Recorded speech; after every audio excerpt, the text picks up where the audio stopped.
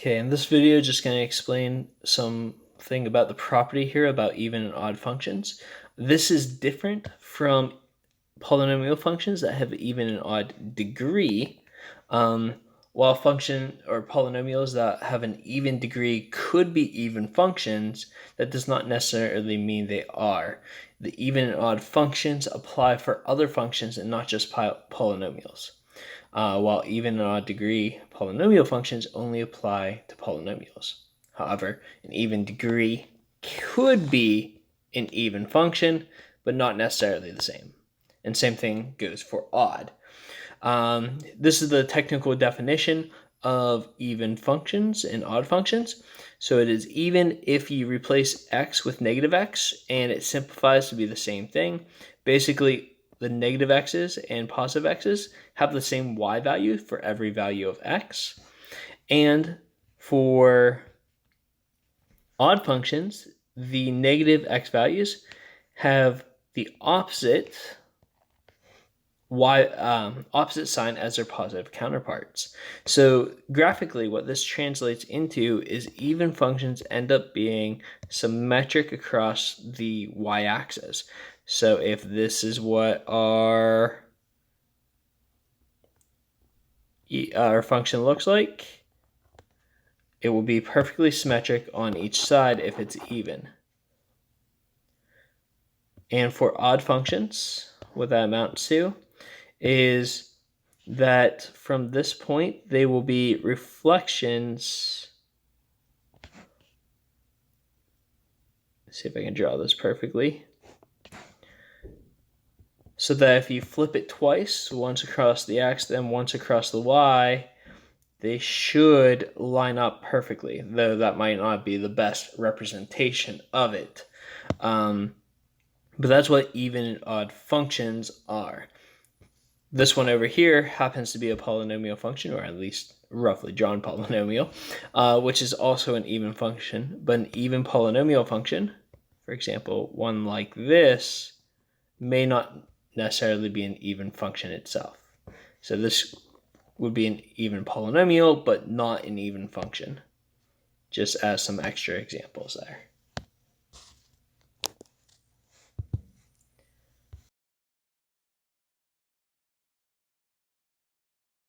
Okay, in this example, we're going to be determining if each function is odd, even, or neither.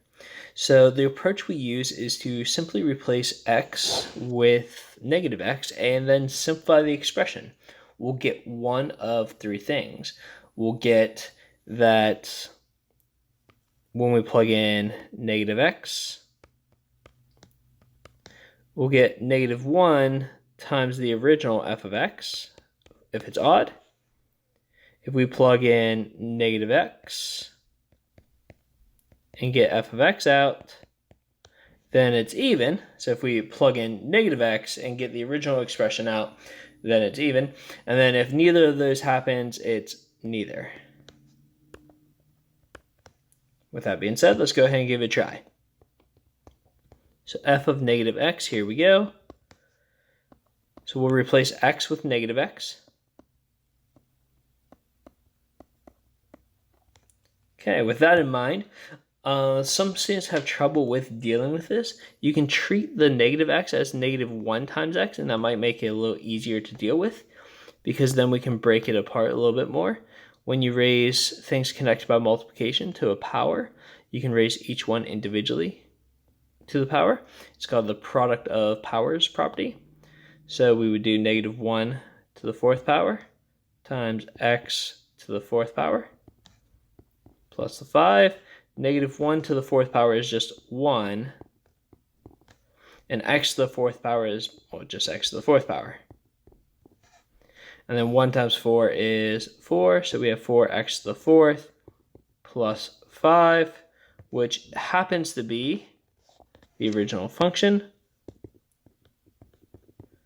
because when we plugged in negative x, we got the original function out. It is an even function.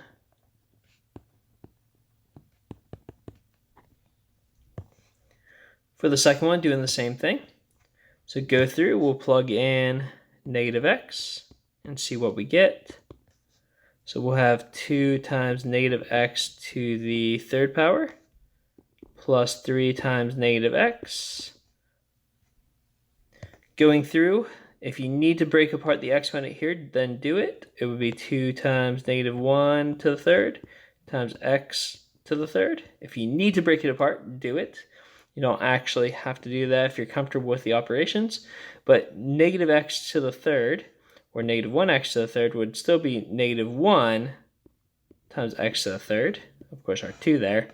And then 2 times negative 1 is negative 2x to the third. For the other one, it's even easier. 3 times negative x is negative 3x. Now, let's check to see if it's even. So after simplifying, you would always check to see if it's even. This is not equal to the original expression. Therefore, it is not an even function. Since it's not even, what I'll try to do is I'll try to factor out a negative 1. Because in order to tell if it's odd, it has to be negative 1 times the original function.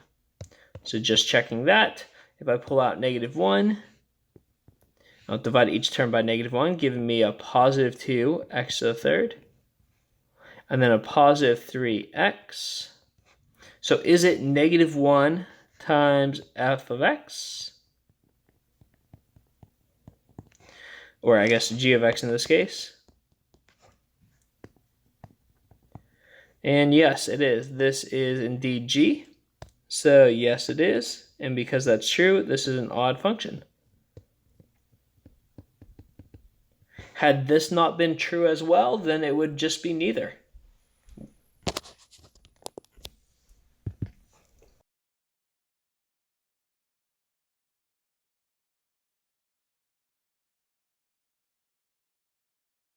Okay, so in this video, we're going to describe some transformations for each of the functions. So we have 2 functions here. And if you haven't watched my videos with transformations before, I use a pretty simple rule for transformations. Inside affects the x values and in the opposite way. Outside affects the y's and in the same way. So let's see. Inside would mean inside with the x, and there is nothing inside with the x. It's just x to the fourth for part A here. So everything is considered outside. So outside is going to affect y and in the same way. So we're going to take y values and multiply by 3 and then subtract 18. Now, as far as describing the transformations, that's not what we just did. We just wrote out the rule that's happening to our y values. To actually describe it, we have to translate that into the actual words. Just like in earlier math, addition and subtraction is what creates a translation in the graph. So this minus 18 creates a translation, and multiplication and division is what creates dilations. So we have the times 3. If you multiply by a negative, that would create a reflection. So to describe the transformations, we are dilating vertically by a factor of 3 because we're multiplying y values by 3, and then we are subtracting 18, so we're translating the graph. Since we're subtracting our y values, that would be down. So down because it's y values and y is up and down, so down 18 units. For my second equation over here, again, same rule. Inside we have an x minus 2, therefore what we're really going to do is x plus 2 for the rule. And outside we have 2 things. We have the times 5 and then plus 4, so we'll do y times 5 and then plus 4. So go ahead to describe the transformations. We have a multiplication of 5, which is the dilation. So we're dilating vertically again by a factor of 5. Since it is something bigger than 1, both these would be stretches. And then for the translations, we are translating. I'll go ahead and finish describing y, 4 units up, since we're adding 4 to y, and 2 units, adding 2 to x values, following the rule there.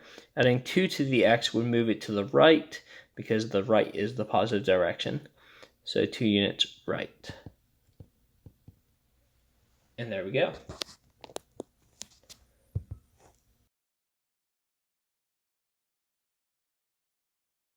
Okay, so given the graph of a cubic or quartic function, use transformations to write the equation for the function. So this one here, you can tell is an odd function because both sides are going in opposite directions. So that means of the two, this would be a cubic function. Okay, since it's a cubic function, I know that normally this little funky-do shape right there should be at 0, 0. So we can tell the translations by counting how much it has moved. So I know that we have gone 1, 2, 3 units to the left. So we took our x values and subtracted 3. And then we have also gone 1 unit down. This gives us a start to writing the equation. So I'm going to go ahead and write stuff out. So y equals, we might have a number here, so I'm going to leave a little space. So inside affects the x and opposite. So our rule for x is x minus 3, which means the equation will say x plus 3. We're doing a cubic function as discussed earlier, so it's to the power of 3. And then outside y, same, so we have minus 1 there. Now, as far as getting what might go here, normally a cubic function will look something like this. That's not the best drawn one, but from 0, 0, it should normally go over 1 and up 1. However, this function does not go over 1 and up 1, specifically over to the right 1 and up 1. Because of that, it has a dilation and or reflection. You can easily figure out what that number is, the one that goes here, just by counting. So instead of going up 1 like we should, we actually go down 1 until I get to my graph, which means that value that will go in front is -1, which tells us that all it has is a reflection and no actual dilations to go along with it. But in conclusion, here is the equation. Now we have a second one doing the same thing, just with a different graph. You can see that this one is even because both sides are pointing in the same direction this time, which tells us of the two options that were given for this, that it has to be quartic or a 4th degree polynomial. Just like cubic, quadratic, quartic, all polynomials, that little flat part of the graph is normally at 0, 0. So we can tell the translations once more just by counting. So we can see that this time it goes to the right one, so that would be x plus 1 for the rule. And then we go up 1, 2, 3, 4, 5. So y plus 5. Once again, I'll leave a little space whenever I go to set up the equation. So y equals, we'll leave some space for a possible coefficient for any reflections or dilations. And then as we go through, inside x opposite, so our rule was x plus 1, so we'll have x minus 1 inside. This is a quartic or 4th degree. Outside y same, so we'll have plus 5. Now as far as what might goes here, same thing goes. All polynomials functions, they will always go over 1 up 1 from the 0, 0 as a normal or parent function graph. They will always go over 1 up 1. If it doesn't go over 1 and up 1 to the right, then there is some sort of dilation and or reflection. So just go over 1 to the right and then count up or down and we'll be able to tell. So over 1 right here. And normally it should go up 1, but since it doesn't, that tells us there's at least a dilation or reflection. And you can see we go down 1 until we hit the graph. So since we go down 1, that number that will sit in front of the parentheses is -1. And since it's just -1 and not another negative number, it is just a reflection and no dilations are involved for this one. But there we have it.